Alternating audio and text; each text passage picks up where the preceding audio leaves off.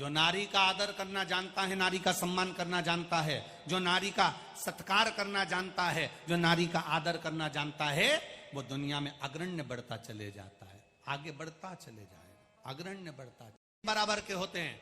बादल और साधु, सन्यासी, तपस्वी, साधक, उपासक, संत एक बराबर के होते हैं। बादल बरसता है, चले जाता है, पृथ्वी को हरा भरा कर देता है। संत बरसता है, संत आता है थोड़े दिन के लिए, 7 दिन, 5 दिन, 4 दिन, 3 दिन के लिए संत आपकी नगरी में आता है, बरसता है, अमृत लुटा देता है। इतना बरसाया, इतना बरसाया, जिन्होंने 7 दिन बैठकर इस संत वाणी में अपने कपड़ों को गीला कर लिया, जो इस संत की वाणी में नहा लिया, वो फिर दूसरी वाणी में नहीं नहाता, उसकी जिंदगी संवर जाती है। जो नहा लिया, नहा लिया,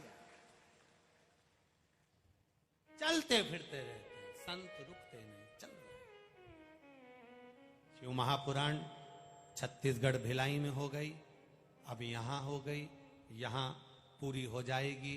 17 तारीख से 23 मई तक आदर्श नगर ग्राउंड, बीरगंज, नेपाल की पावन धरा पर प्रारंभ हो जाएगी। दोपहर में 2 बजे से 5 बजे तक जो कथा नेपाल की पावन भूमि पर होगी, उसका नाम डोलेश्वर महादेव शिव महापुराण की कथा होगी।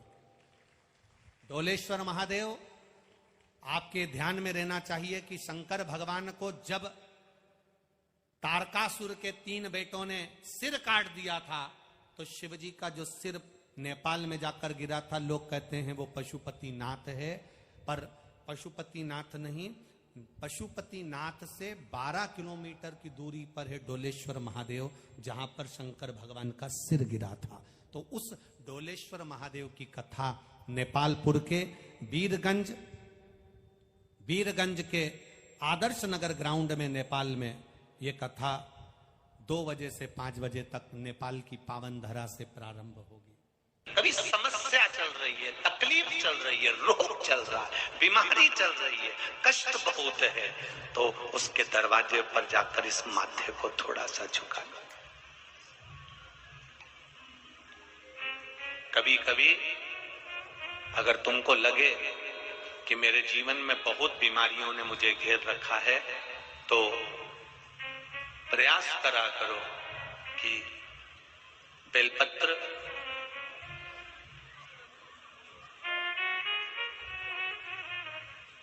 जो ये बेलपत्र होती है, उस बेलपत्र की जो ये डंडी होती है, इस बेलपत्र को अशोक सुंदरी वाली जो जगह होती है, वहां पर इसका चढ़ाकर डंडी का जो भाग है वो शिवलिंग की ओर हो जाए, और यहीं से जल चढ़ाते चढ़ाते चढ़ाते चढ़ाते, अशोक सुंदरी से जल चढ़ाते चढ़ाते ओमकार जैसा, ओमकार जब हम अशोक सुंदरी से चालू करेंगे तो वो जल पहले गणेश जी के पास जाएगा, फिर वापिस अशोक सुंदरी के पास आएगा, अशोक सुंदरी से कार्तिकेय के पास जाएगा, कार्तिकेय से महादेव के पास जाएगा। ऐसा ओमकार जैसा जल, जब तुम्हें लगे कि बीमारी बहुत घेर रखी है, और बहुत बीमारी ने घेर लिया, कोई किडनी, कोई लीवर, कोई बहुत शरीर में कष्ट, कोई रोग बीमारी, या कहीं तुमको ऐसा लग रहा है कि मेरा गर्भ 20 साल हो गए, 22 साल हो गए, संतान नहीं, तब भी इस प्रयोग को जरूर करिएगा। डंडी का मुख शिवलिंग की ओर, पत्ती का मुख अशोक सुंदरी की ओर, जल चढ़ाते समय अशोक सुंदरी से धार चालू कर कर गणेश जी पर, गणेश जी मालूम है ना सबको कहाँ गणेश जी होते हैं, कहाँ कार्तिकेय होते हैं, एक बार समझ लो उसको भी अच्छे से।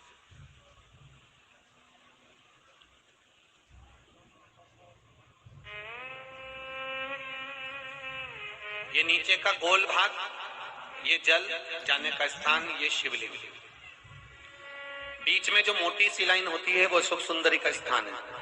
शंकर जी के राइट में जहां से पानी नीचे गिरता है उसके कोने पर गणेश जी का स्थान, इधर कार्तिकेय का स्थान।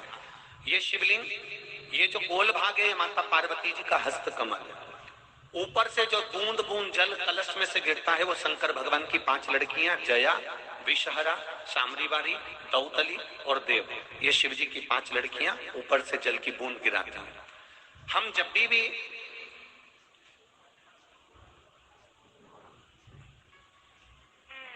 अगर इस कार्य को कर रहे हैं तो बेलपत्री जो चढ़ा रहे हैं वो अशोक सुंदरी वाली जगह पर बीच में चढ़ा दिया, डंडी का मुंह के दर। जल चढ़ाना यहीं से चालू करा, यहाँ से गणेश जी पर गया, गणेश जी से अशोक सुंदरी पे आया, अशोक सुंदरी से कार्तिकेय पर आया, कार्तिकेय से देवादिदेव महादेव पर आया। ये ओम बिंदु जल है, इसको हरिओम जल भी कहते हैं।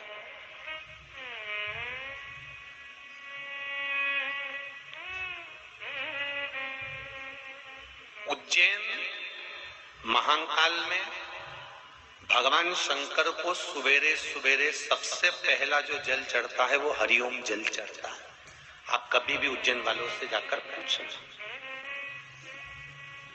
भस्म रमैया मंडल से पूछना या उज्जैन के किसी एक व्यक्ति से पूछना या वहां के पंडा जी से पूछना कि हरिओम जल कब चढ़ता है, तो वो कहेंगे सबसे पहला जल सुबह का हरिओम जल चढ़ता है। इसको हरिओम जल भी कहते हैं। ये रोग निवारण के लिए, कार्य सिद्धि के लिए होता है।